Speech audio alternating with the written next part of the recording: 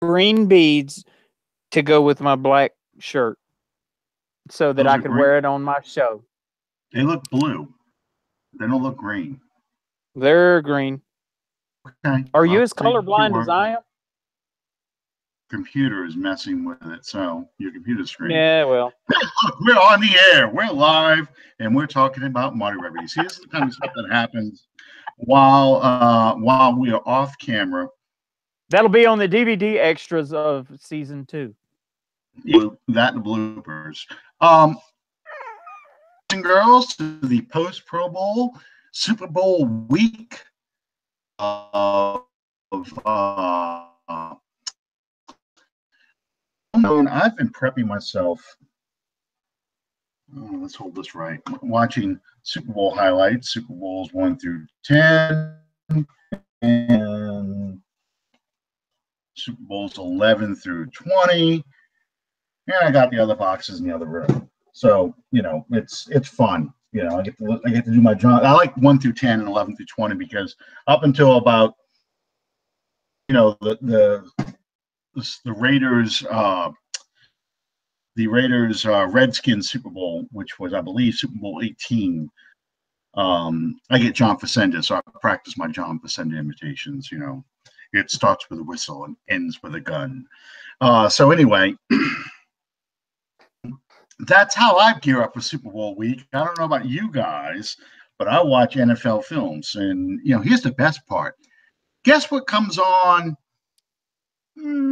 Probably Saturday night, about 1 or 2 in the morning. Work on ESPN. The highlights for Super Bowl 44, where the Saints win. Comes on right before the Super Bowl starts. The highlights of Super Bowl 51, and the highlights of 98. So that was Broncos, Falcons. That would have been Super Bowl. That wasn't 30 Cowboys in 95. So that was Super Bowl 33. So look at this. I froze on the screen. Myself looking at. I got this because Brees, our internet has sucked. How you doing tonight, Sean? Otherwise, Well, opinions vary, but I think I'm doing pretty good. Sean, we want to thank everyone. Can you hear me? Okay. Can you hear me?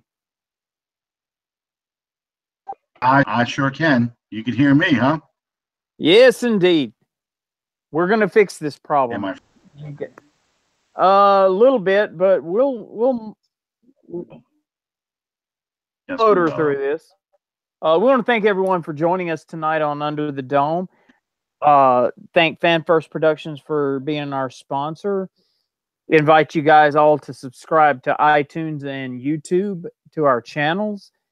And we want to take a moment real quick to, as I put it on our Facebook page, we want to wish a very, very happy birthday to the hardest working man at Under the Dome, John Pinto. Gonna divulge just exactly how old he became on Sunday, but we will say that Sunday was his birthday. It's always easy for me to remember when it's John Pinto's birthday because that's also my anniversary for being cancer-free, which this year was 4, and I thank all of you guys for wishing me the best on that. For my yearly tests and scans to affirm that I'm still kicking and smoking. Not smoking literally. Anyway, did you watch the Pro Bowl, Alan? No, I did not. You didn't miss much. There's just absolutely nothing great about watching professional football players take a shower that that enthuses me. But long story short, NFC jumped out to a big lead by halftime and ended up blowing that lead and losing the game in the final seconds. I think they were doing their Super Bowl 51 imitation. But, you know, of the three biggest names for the New Orleans Saints that participated in that Pro Bowl, being Drew Brees, Alvin Kamara, and Marshawn Lattimore, I think that Lattimore showed that he is absolutely deserving of all the praise that he got this year. He made a few really solid plays covering Antonio Brown, I believe it was. But it was kind of a yawn, let's get on with Super Bowl week kind of game. Speaking of Super Bowl, moving right along, Alan, everybody and their brother is just kind of yawning, not real excited. This is just going to be another NFC team offered up as sacrifice to the evil empire. Do you think that the Eagles have a legitimate opportunity here, or is it this is just going to be another feather in Tom Brady's legacy? I think they absolutely got an opportunity. I think that you saw in that Minnesota game the secret to beating Tom Brady and the Patriots. You know, Jacksonville almost beat Patriots. They just could not hold on to the lead. And that's the key. Whenever you play Tom Brady, you have to make him not only jump on the Patriots early, but you have to make him work. And every time he scores, you have to go back and score to keep that 10-point, 14-point, whatever point lead you've got. You have to keep that thing going. I'm sorry, not growing. Keep it going. So he's never gaining ground, and then the clock becomes, because he's going to eventually run out of time. Mistake last year was they went away from what they needed to do to run the clock out by trying to run up the score when they already had a good lead, and they lost the game. Jacksonville couldn't convert when they needed to convert, and it allowed Tom Brady an opening because he scored all his points in the fourth quarter. An opening to come back and get that lead and win the game. Patriots back in, what was it, 2013, 2014? I think it was 2013. We never could get that key conversion away, even though we got an interception from Brady and things like that. That's what you need to do to win the game. And that's what the Eagles need to do. They need to jump on them like they jumped on the Vikings early. Patriots play catch up, but they never catch up. All they're doing is just running in place, and that clock gets offense. And that's to me, that's the key to winning the game. Well, what you saw against Minnesota, I think, is that they took Minnesota out of their game. You look at the three things that Minnesota did to get them into the position that they were in. They played great defense. They protected the ball. And they ran the ball effectively. And Philadelphia took all three of those away from them. And as you alluded to off air, they never took their foot off the gas. I think the two biggest factors in the Eagles having the opportunity to hoist that Lombardi trophy is Nick Foles has to play the game of his life, which he was able to do in the NFC Championship game. He was basically flawless in that game, and he's going to have another game like that against New England.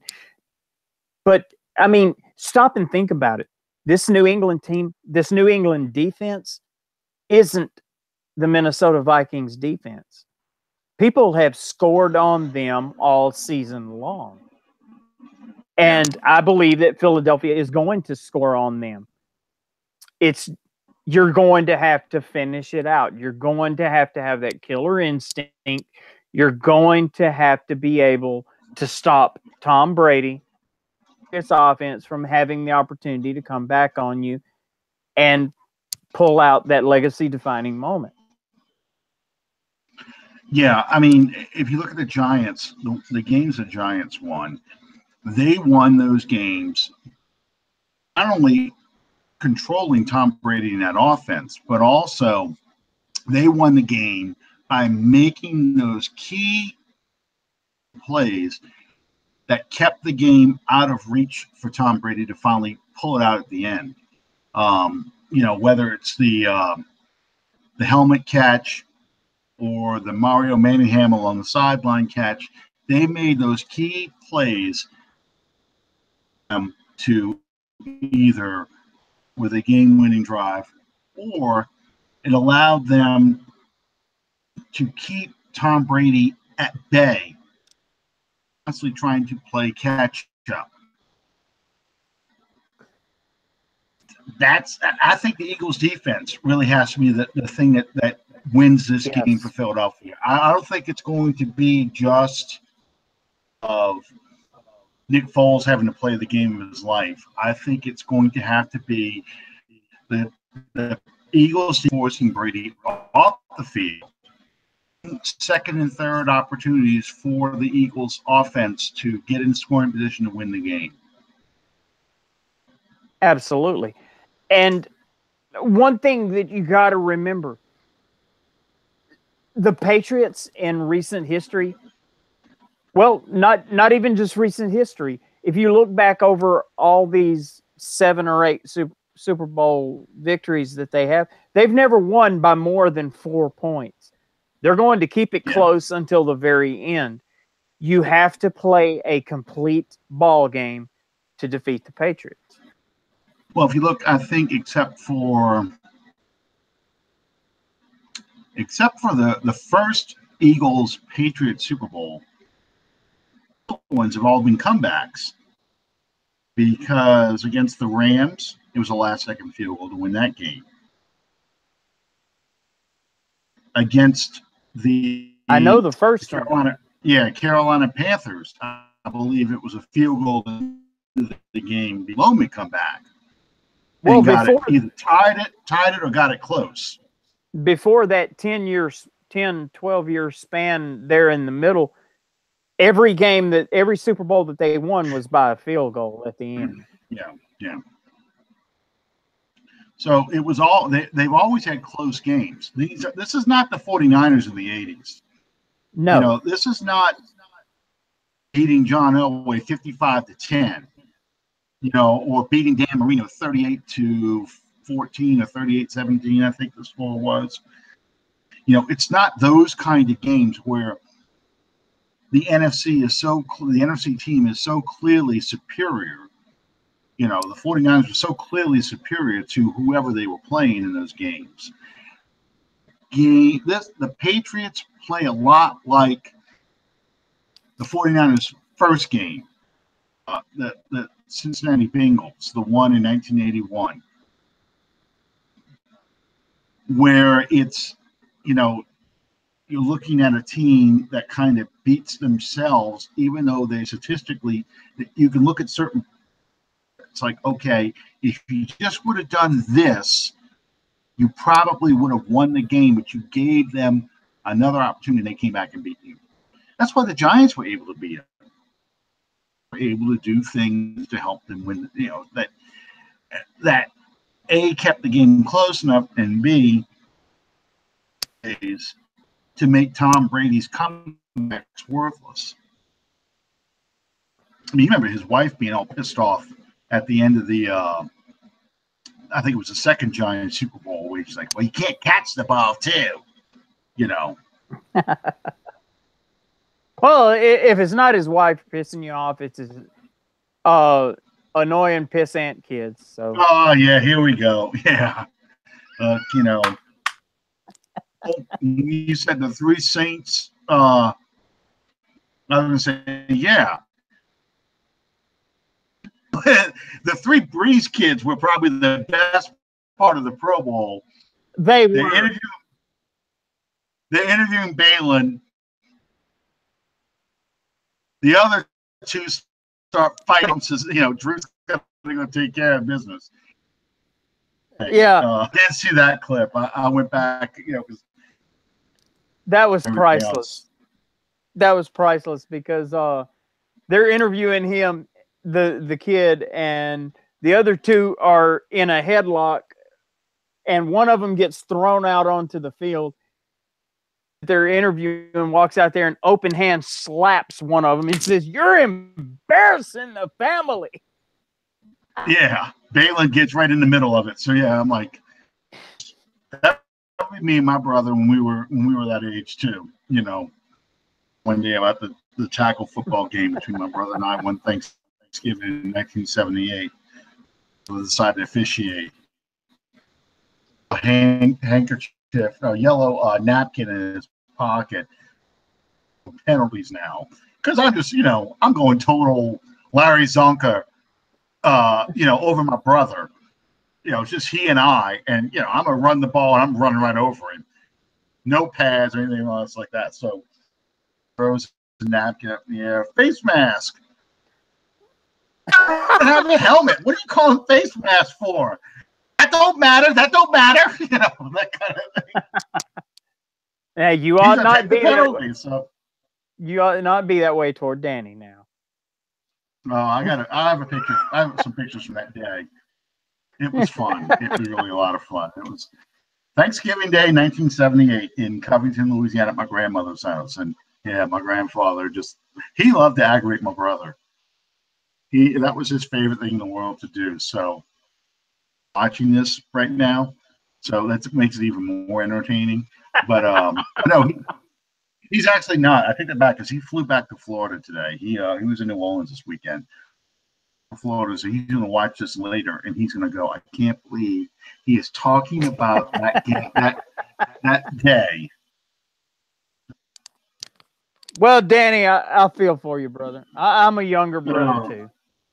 Yeah, I was 10, almost 11 in 78. So my brother was probably 7 or 8. Yeah, he was 7. I think 7. He might have even been 6. Yeah, because that would have been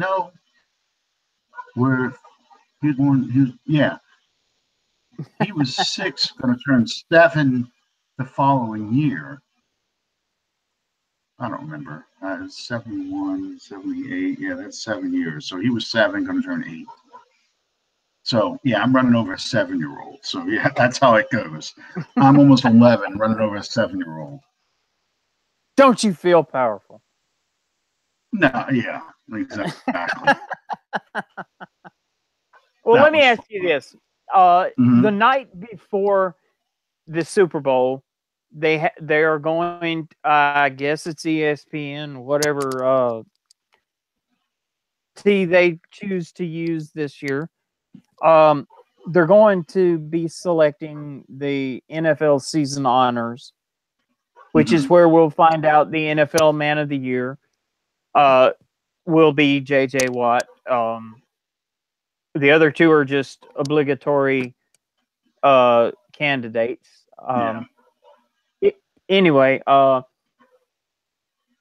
do you think that the three, what I would deem as 3 legitimate choices and possibilities being Cam Jordan, the Defensive Player of the Year, Marshawn Lattimore, Defensive Rookie of the Year, and Alvin Kamara, Offensive Rookie of the Year. Do you think that our players finally have reached a point in time where they actually have a reasonable opportunity to win these awards? I think Marshawn Lattimore's got the best chance of winning Defensive Rookie of the Year. I don't think Cam Jordan get Defensive Player of the Year. And it's unfortunate because I think he played at that kind of level, but I don't see him getting that. the only rookie I see that could possibly challenge for offensive rookie of the year is Kareem Hunt over there in Kansas City, because I think he led all rookies in rushing. So see what happens with those two. Because if Alvin Kamara gets it, that's a major coup, a huge feather in the cap. So then let me just say, of the three, not getting defensive player of the year is probably the one thing I won't be disappointed over. That other guy, okay? Sean Lattimore and Alvin Kamara both are the key players who transformed offense and defense.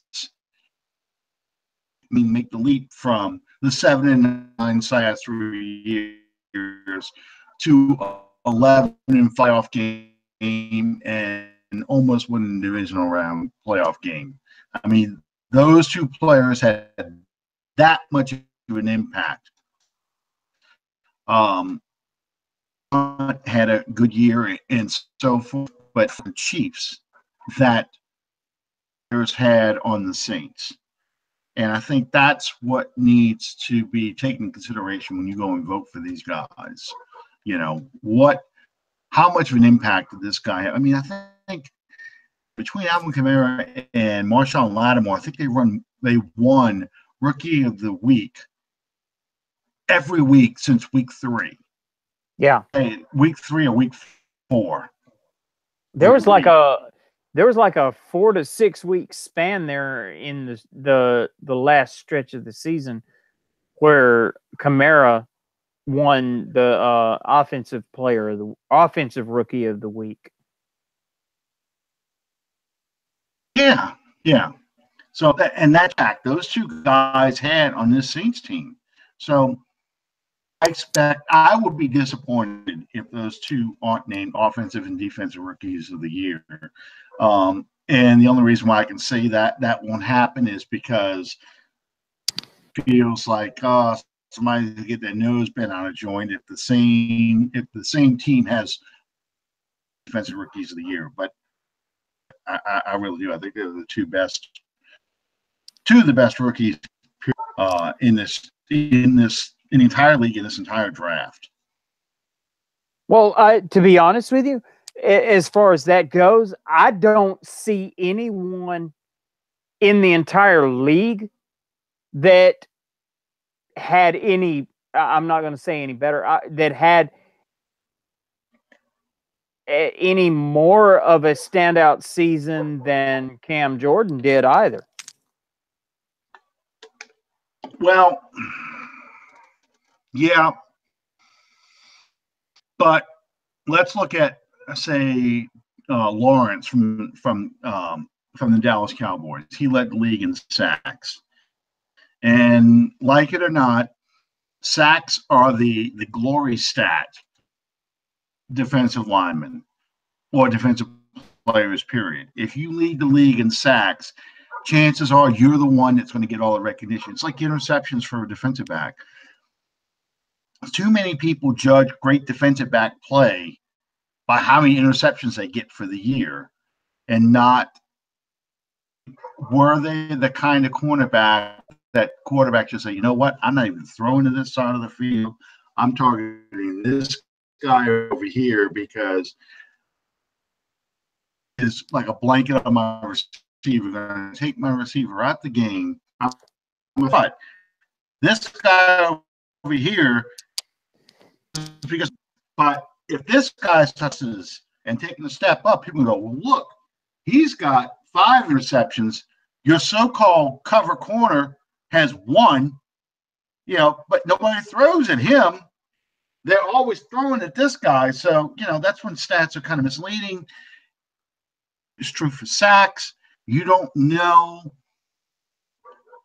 because people don't view it this way, what players are setting up those sack opportunities, what players are, what's the defense doing to force the offense into obvious situations where that defensive back, that defensive lineman has the opportunity to make the sacks. Is he beating his guy one-on-one? All those kind of things. Those kind of things are not really taken into consideration. People just go, oh, look, he's got 18 sacks. He must be the best defensive player in football. Yeah. So, that's just how I see it. I think Cam Jordan was a more complete player than DeMarcus Lawrence or I just know it's Lawrence. I don't remember his first name, but I want to say it's something like that. He's a Cowboy. Anyway. Cowboy, and I don't care. Transitioning or segueing into our next segment, we're going to continue the analysis that we started last week. It is DeMarcus Lawrence. So I knew you were right. I had all the faith in you, brother. Yeah, well. We're going to continue our positional analysis of the 2017 season by taking a look this week at the offensive category of running backs. Now, okay. I think that going into this, everything is going to be all about Alvin Kamara, as well it should be. He redefined the position of secondary running back.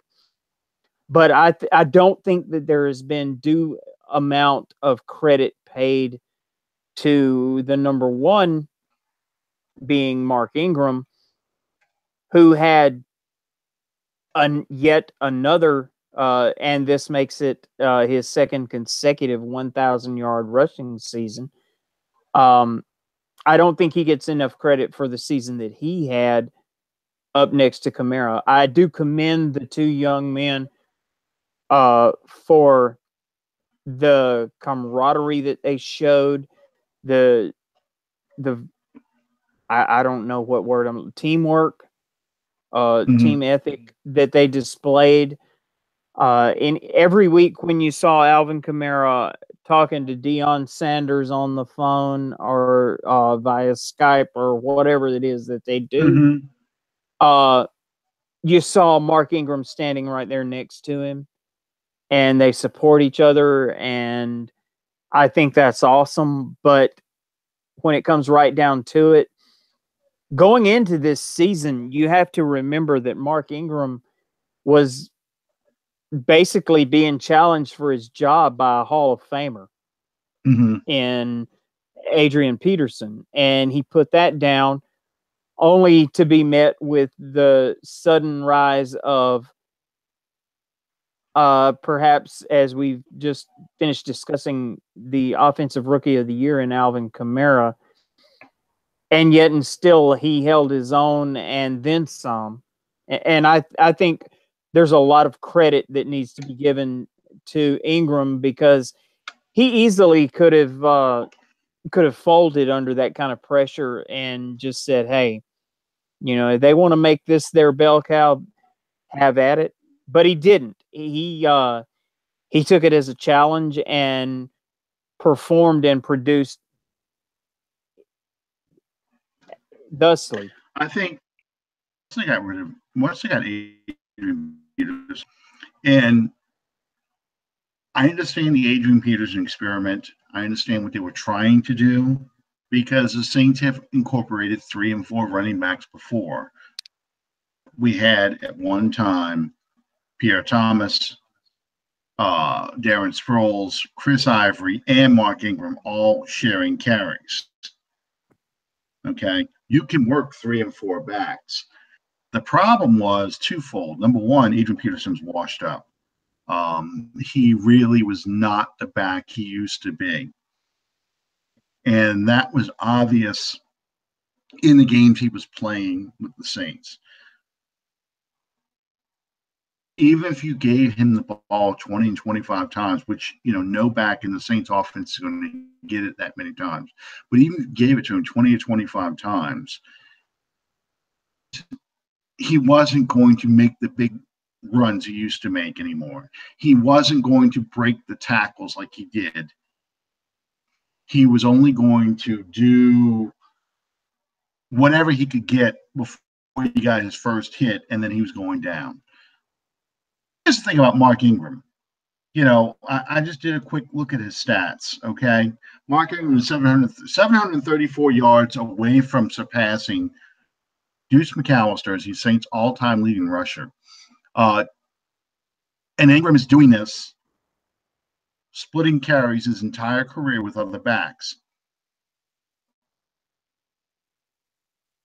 Deuce had 1,429 carries versus Ingram's 1,183 carries. Ingram is also 5 touchdowns away from tying Deuce McAllister, the third most touchdowns in Saints history. Because I think Marcus Colston, Eric Martin, Deuce McAllister, and I think Mark Ingram is now right behind him because Deuce has 49 TDs for, I believe, Eric Martin has 50 touchdowns. Let me see. I just had this up a second ago, and I closed it by accident.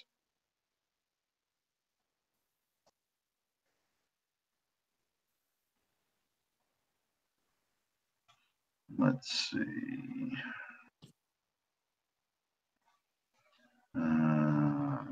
That's quarterbacks. I don't want that. Anyway, the point is he's right behind Deuce, and next year he will surpass a lot of Deuce McAllister's records for most touchdowns, most rushing yards, and fewer attempts. Another stat, people like to say that Ingram puts the ball in the ground too many times. Deuce McAllister has 20 career fumbles. Mark Ingram, 12 career fumbles. Deuce has averaged 4.3 yards a carry. Mark Ingram, 4.5 yards a carry. Best run was 76 yards. Mark Ingram, 75 yards. So, it's funny. We all remember how well Deuce played. He just has never gotten the respect that Deuce McAllister had because of how Ingram's career started, where he struggled to kind of get his footing. And then come 2013, 2014 is really when he stepped up.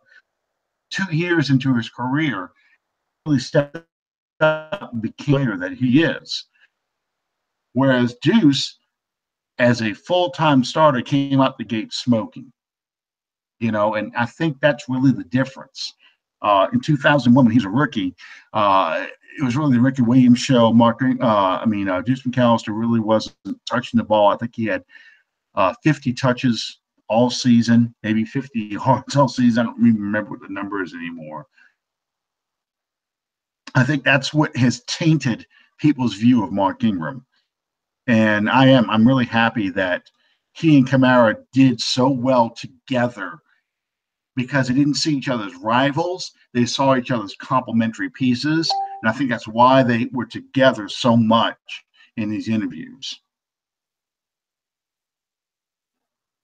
I got a late break-in story here. And this, aside from the fact that everybody has been talking about Alex Smith coming to the Saints, I can tell you that will not happen because as of just a few minutes ago, Alex Smith has been traded to the Washington Redskins. Wow. Interesting. Now, what does that say about Cousins? They franchised him 3 times. And that just means that Cousins is going somewhere. He's going to either Denver or he's going to Jacksonville. Denver, I think, has the deeper pockets, and Denver's going to go for him. Well, is Denver going to go for him, or are they going to go? They're going to try to make the run for Baker Mayfield. I think if they can get Cousins, Mayfield off the board for them. Really? Yeah. Rather Cousins, because they've got an older defense. They've got an offense that's kind of still, the core is still intact. Run. They're not in a rebuild mode yet. So if you were to get Mayfield, or if you were to get, I don't know who, I don't even pay attention to any of the other quarterbacks. Allen. Yeah, Josh Allen or Sam Darnold from USC. If you're getting one of those kind of guys, you're probably going to have to ride out a couple of bad years or a bad year before he's ready to step forward and lead your team, a la Goff. It's not somebody who's going to be successful right out of the box. So I think that's why they are doing what they're doing as far as that Cousins is going to be a very rich man, and you're going to see a lot of teams really chasing him. I just don't think Jacksonville's going to have the firepower, the money to get him versus Denver. Denver's going to offer him anything. That's just my gut feeling. I could be totally wrong. They absolutely they need him because that window of opportunity for the Broncos is not much on the offense as it is the defense. Mm-hmm. And that defensive roster is steadily deteriorating as the years go by. And it's not going to last forever. And by the time, I mean, if you go through this 5-year process of bringing in a franchise guy at quarterback as the Broncos, then by that time, your defense is going to be half of the unit that it was when you had a Peyton Manning that just kind of skated his way in on the strength of that defense's back. Right. You only have so many with no. Bell's who we have. Von Miller. You only have so many years of Von Miller playing at an elite level that you've got to make that run now. It's just like Houston with J.J. Watt. Years, and you're probably near the end of J.J. Watt's career right now. Sure. I don't know how he's going to come back from this injury. And that's where Von Miller is at right now. He's on that cusp. He's the elite player. Now it's going to start becoming an older player and starting to slide downhill. So yeah, and I'm sorry. This delay is killing me. You're seeing the same thing in Dallas with Sean Lee, because since the season ended for the Cowboys, I've seen so many rumors about them probably shopping Sean Lee on the trading block. Yeah. Yep. Absolutely. Because you're talking about a linebacker that I would put maybe not on the same level as a Kuechly, but not far behind. Well, he's a difference maker for that Cowboys defense, just because he is so active. He understands what the offense is doing so much better than any other defense, any other linebacker outside of Kuechly, that difference maker. But the problem is he can't stay healthy. What do you do with Sean Lee? You really need a younger, healthier version of him there. So, yeah, this makes DeMarcus Cousins. DeMarcus Cousins. Good Lord. No, we're not talking about Achilles injuries. Cousins, for the Redskins, probably the most sought-after free agent now in football. Yeah. It really, you just made him, and this is going to have an impact to Drew Brees' contract. Signs Cousins is going to make him the 110, 120, 150 million dollar man. You know, break Do the you think vault he's worth open that? for him. It's supply and demand, and it's the market value. You only have so many good quarterbacks out there. Cousins proved he is a good quarterback. Is he a franchise quarterback? Probably not. But between quarterbacks and good quarterbacks. Otherwise, Joe Flacco wouldn't have got paid what he got paid, because Flacco is a good quarterback, not a franchise quarterback. So this is going to have ramifications for the Drew Brees situation, because now Drew Brees' agent's going to be like, well, let's just wait till free agency starts. We're not going to go anywhere, but we want to see what Cousins gets paid, because that is going to form the parameters of fits in as far as getting paid as one of the top quarterbacks in the NFL. Okay? That's where his agent's going to want to be. So that puts a lot of pressure on the Saints to try and get a deal done before free agency opens. Not because you're afraid you're going to lose Drew Brees, but you're afraid of how much it's going to cost you to keep him. And yeah, that's why I keep saying that 30 minutes probably is pretty damn accurate for what Drew is going to cost you. And you're talking about a 2 to 3 year deal. It's going to be interesting. It really is. Because I'm guessing Cousins is probably going to be along the $40 or $45 million a year quarterback, because he's younger, and some team is going to bet piece to get them to the Super Bowl. And I'm looking at Denver and Jacksonville both for that guy.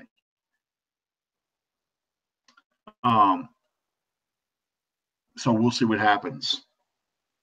Okay, that brings us to our other our defensive positional, and that would be probably the hardest to. Well, wait a minute.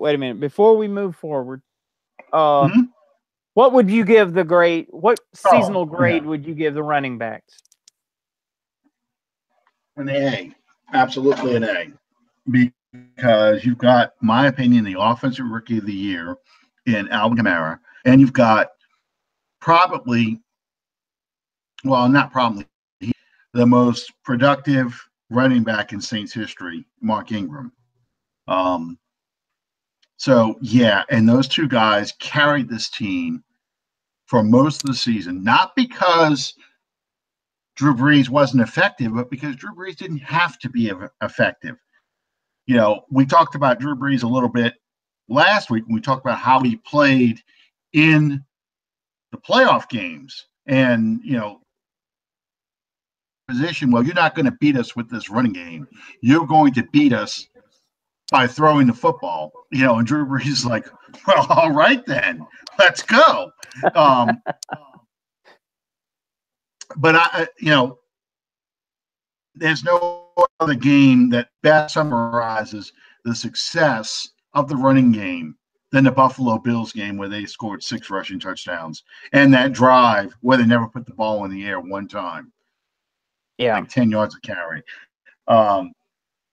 Kamara, you know, was a difference maker. He was beyond Reggie Bush. He was, because they were different kind of players, it's hard to categorize this, but he almost had the kind of impact Sproles had in 2011. Was Sproles was a veteran player. was effective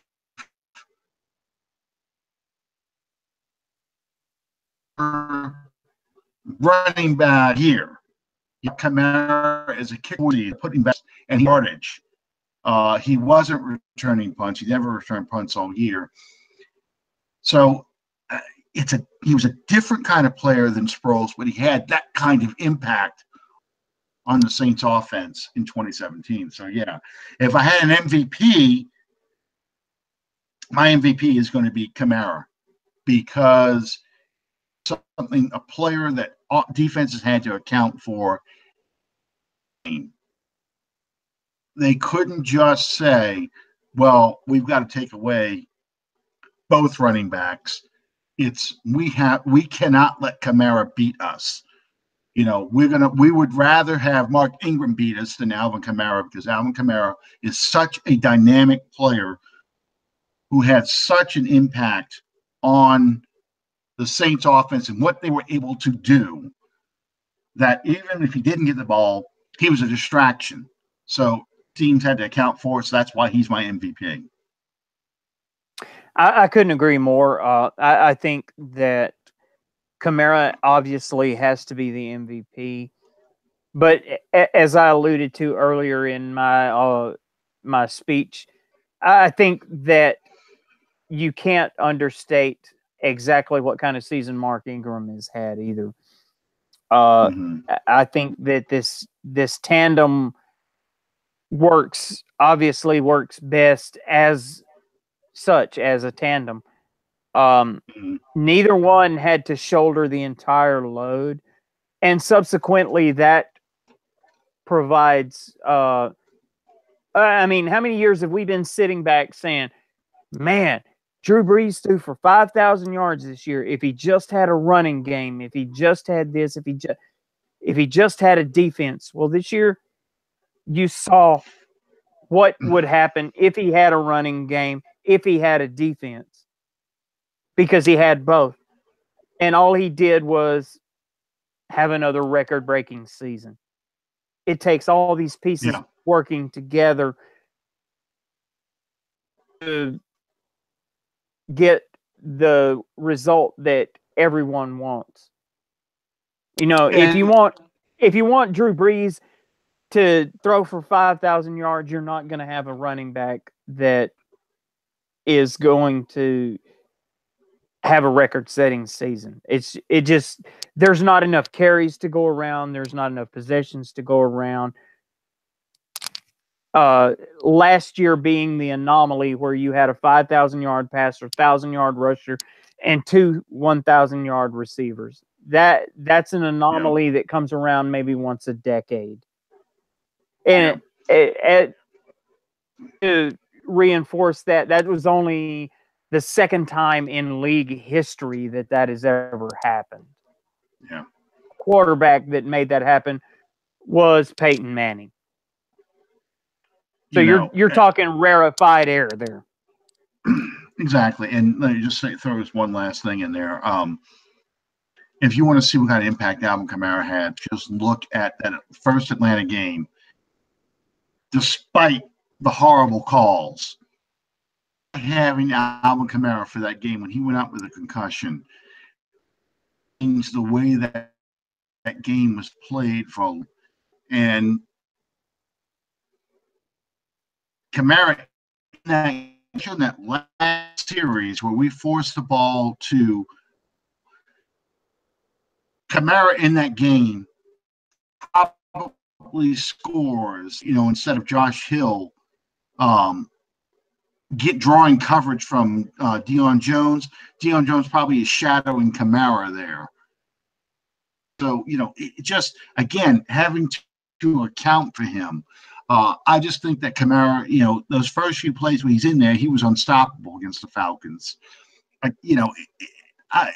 can't underestimate the impact as a difference maker, as a weapon. And the most important thing that has to happen this offseason, we have to get more offensive weapons. So defenses don't just concentrate on shutting down Kamara and Ingram. Yeah, I'm on the ropes for a lot of preseason games. I mean, for postseason games, but I'd like for teams pay early. Okay, we want Brees you now. Guess what? He's going to beat you with some stud tight end, Ted Ginn, another stud wide receiver. We're gonna light you up, So you're gonna say, no, I think I'd rather have the Saints try and beat us with the running game, Yeah. So.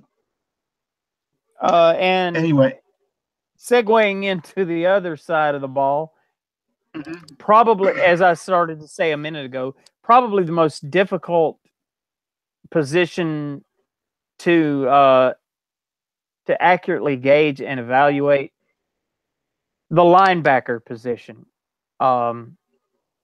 Going into this season, there was a lot of unknowns. There was a lot of high hopes. There were some new faces. Had a really highly regarded free agent come in. Had a very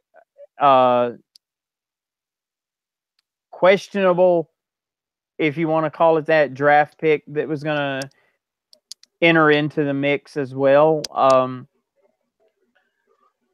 I'll be completely honest. I think that levels of the defense that this was probably the weakest of the three. I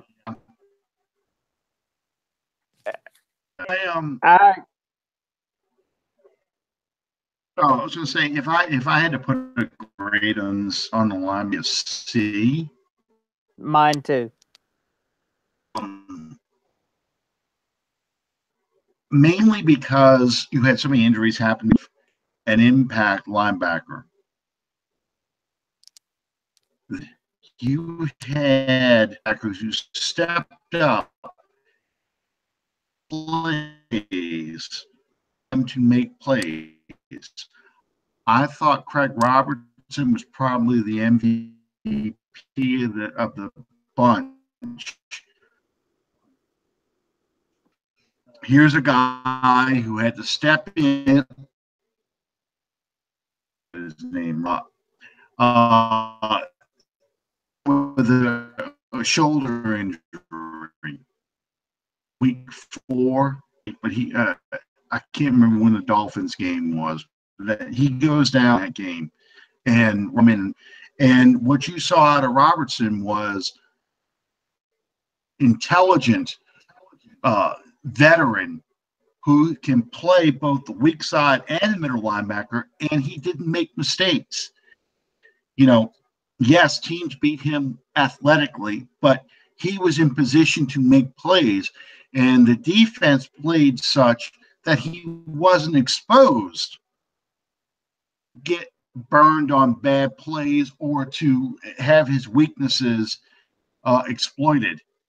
He made a lot of impactful plays. No better game for him than that Detroit game.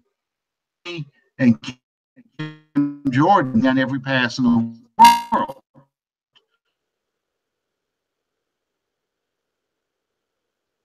That was one of Craig Robertson's best games. AJ defense, had he not gone down with an injury, lost for the year before we made our last push at the end of the year. He was very instrumental in that 8-game winning streak. Teo, when he got put into the starting position, weakness ended up being a strength. Once again, protecting him from his weaknesses, pass coverage. He made plays when you needed him to make plays.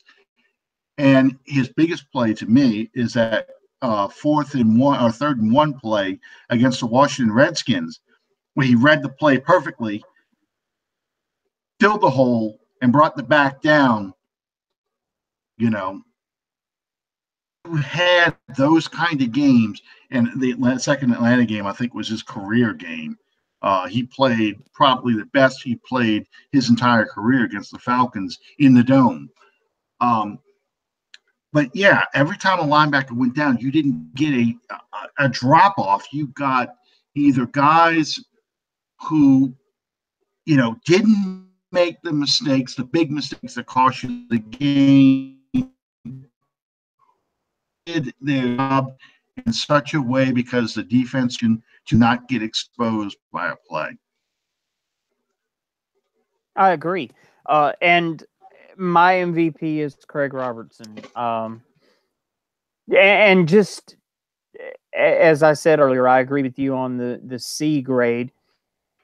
To give you an idea of what kind of season it was for the linebacker core for the New Orleans Saints, my choice for most valuable player is a backup.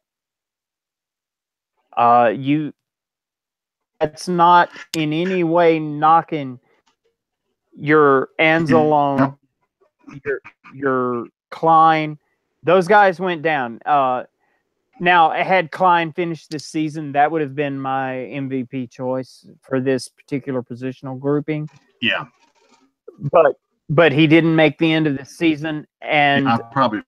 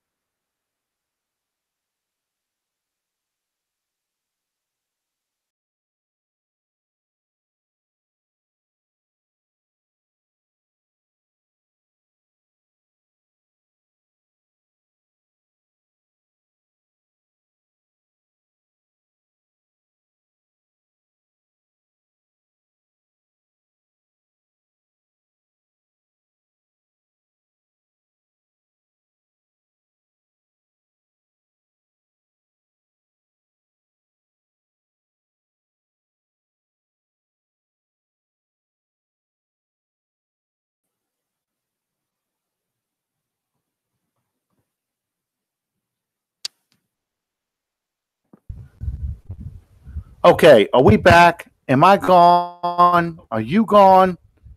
I'm here. God knows how much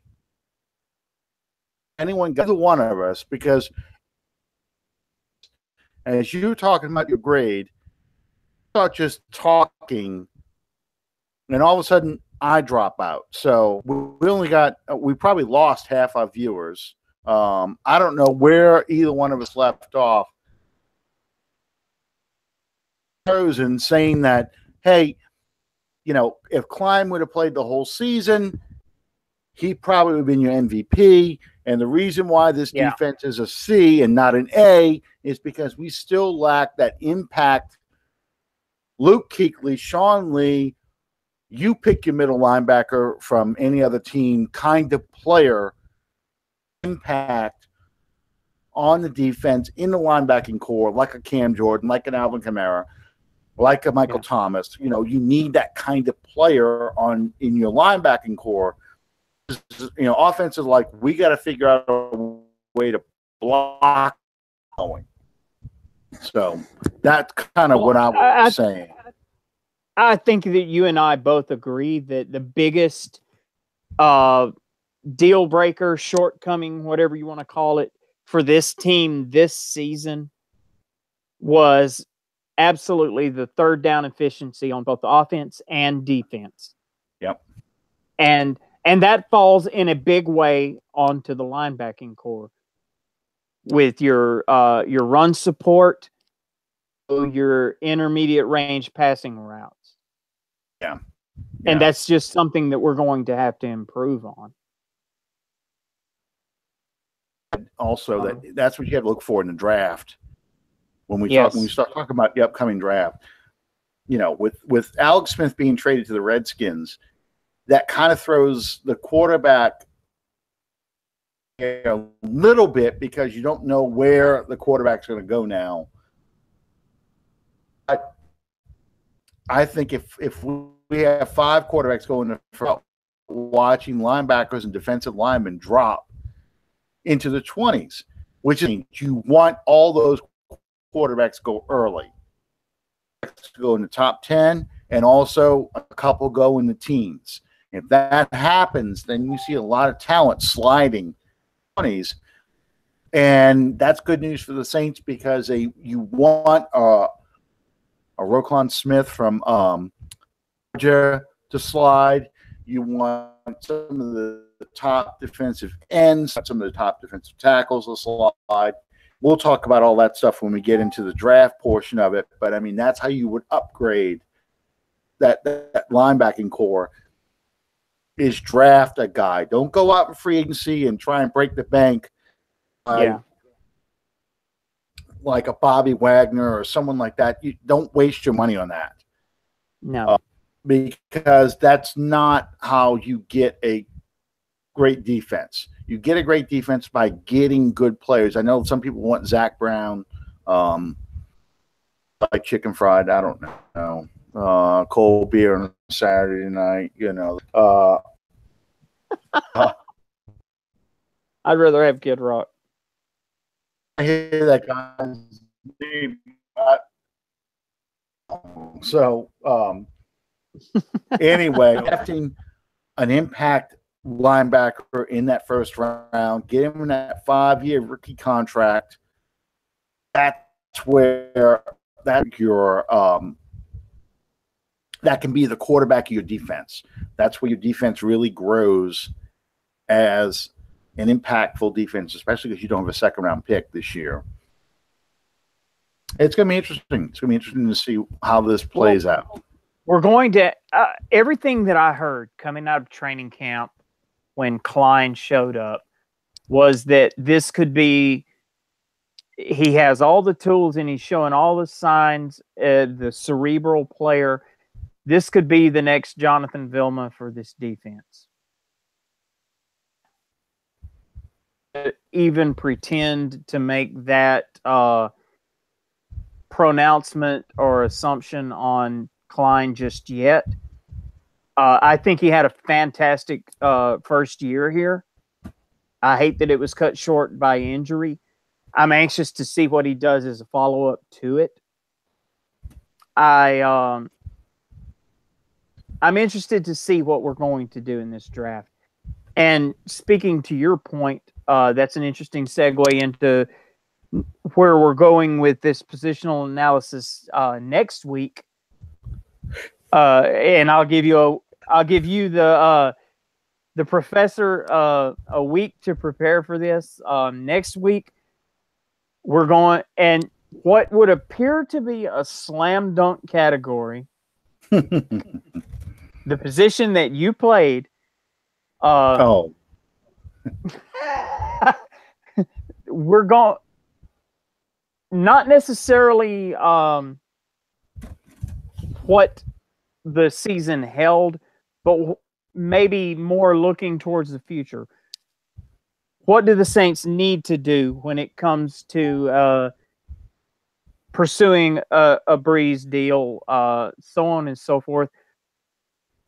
From a franchise standpoint, what would be the most prudent way to proceed in terms of a quarterback deal / draft, whatever? And also, we're going to get into that secondary as well. Also, I would like to announce for the first time our very successful pre-draft extravaganza, draftapalooza, whatever you want to call it. Last year, we're going to be continuing that again this year on April 24th, which will be the final Tuesday before the NFL draft. We are going to be having an expanded 2-hour format. We are going to be doing a live first round from different anyone who watched the show last year. We had several representatives representing each different division of the NFL. Live first round mock draft. We're going to continue that this year, and we want to invite everyone to be a part of that.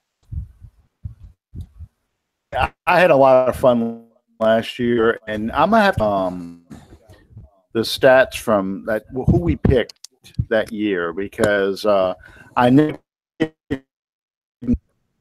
we predicted, but I'm curious to see how many picks we actually got right. A few minutes, and the Saints didn't wind up with O.J. Howard, so I'm good. They did. The ironic thing is we need a tight end this year, so that we're going to be interesting. We're bringing back Jimmy Graham, no sweat. We'll see how that plays out. You know how I feel about that. I'm to bring him back, but we'll see how this plays out. A lot of people want to get that tight end, the backup tight end from the Eagles, Burton. We'll see how this plays out. We got until, I think, March 22nd for free agency, so we got a little bit of time, so we can go. Yeah, we're going to be easily transitioning into the free agency, the draft stuff. We're going to be getting more into that. There's no real rush in it. As I said, Alan alluded to, we've got till March or April to cover all of that stuff. You guys are breathless in anticipation of that sort of thing. Facebook is driving me insane with, we should sign this guy. We should sign that guy. Ralphie and his friends pressed against that Christmas window, department store window, looking at everything. I got to hear about the Dan Red Ryder BB every day on Facebook. That's how it is right now. I love a Christmas story, so I'm going to talk about that. So, but we'll pick this up next time, same bat time, same bat channel. Sticking with us. I hope that most of our broadcasts came in nice and clear, that we didn't have any kind of drop signals or anything like that. I apologize. Some of this is the nature of Google Hangouts and how we do this format. Sticking with us. Thank you guys for being patient with us. We will get better, and we'll catch you next time on Under the Dome. Everybody.